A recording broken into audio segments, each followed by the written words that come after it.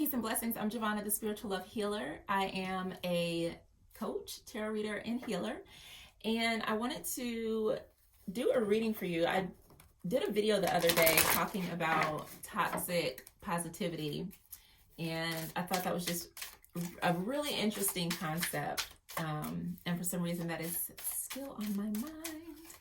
But I wanted to come and just see what messages the card has for us this beautiful, beautiful day. And it's funny because as I was shuffling, all of these quartz cards came out. There was clear quartz, strawberry quartz, and was it rutilated or quartz inclusions? But I don't know, it was just a lot of energy for clearing that came up, which is beautiful because we're starting to move closer into the spring season here in the US.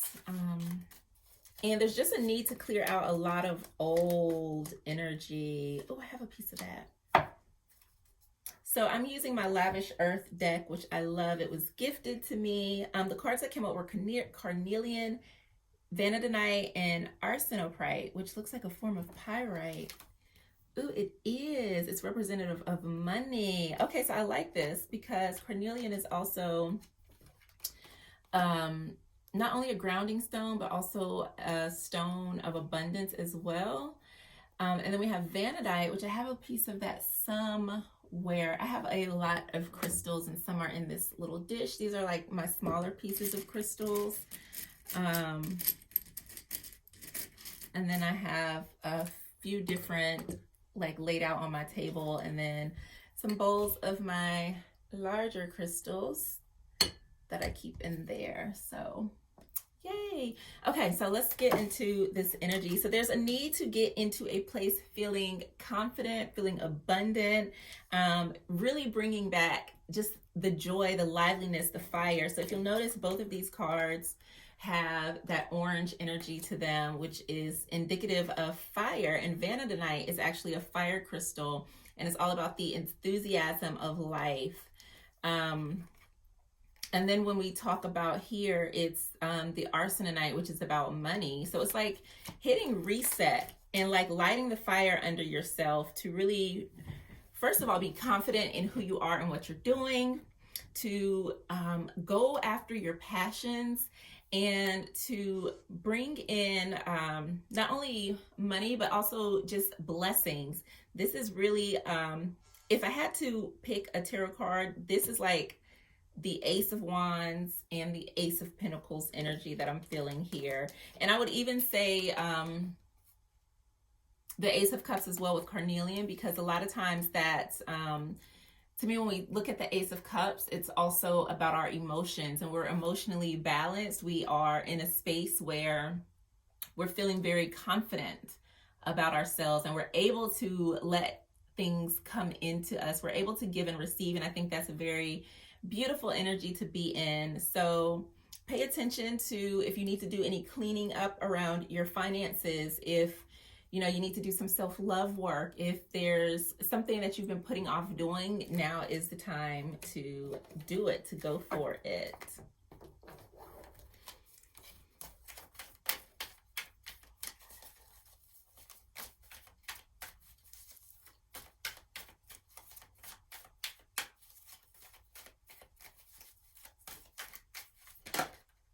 Gratitude. Remember to be grateful. This is a glorious time to be alive, and I am so grateful. This ties in so perfectly with this fire energy. If you are not being grateful, now's the time to sit down, make a gratitude list of all the things that you have to be grateful for. And this to me is also like a refreshing, like if you can see, it looks like she's standing outside and it's raining on her. So again, like spring, we think of renewal, we think of refreshing, we think of, you know, the rain that comes in and washes away the pollen. If you have, you know, pollen where you are, then you know what I'm talking about. You know, it comes in and it coats everything, and a lot of people don't like it, even though, you know, it's beneficial. That's a whole nother story. But the beautiful thing is that you are being showered with blessings. And when we think about rain, it's very cleansing. It comes in and it can like cleanse us emotionally. it cleanses the air, it cleanses everything. So just know that I feel like the path is being cleared for you, for abundance, for blessings, for you to step fully into who you are and the things that you love. So I'm trying to decide what deck I'm going to use. I initially went for my Light Seers deck, but something else is jumping out at me. Okay. So I'm going to go with my Brown Girl Tarot deck.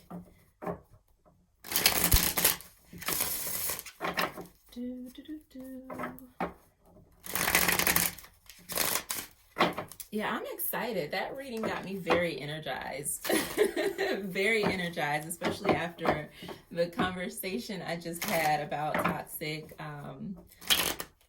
positivity. And okay, they don't want to shuffle though.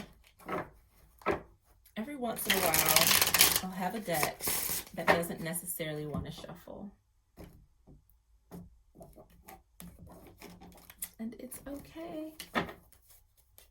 So I'm just going to pull a couple cards here because I feel like that reading was just everything. So if you were looking for a sign or a signal, like this is it. This is like, you know, Q1 is coming to an end. So like this is time to like reignite your passion, to, you know, start the fire. This is the kick in the pants. This is that push that you needed. And it feels loving, but it doesn't feel gentle. This is that push that you needed to like remember who you are and to stop playing, and trust and know that everything is okay.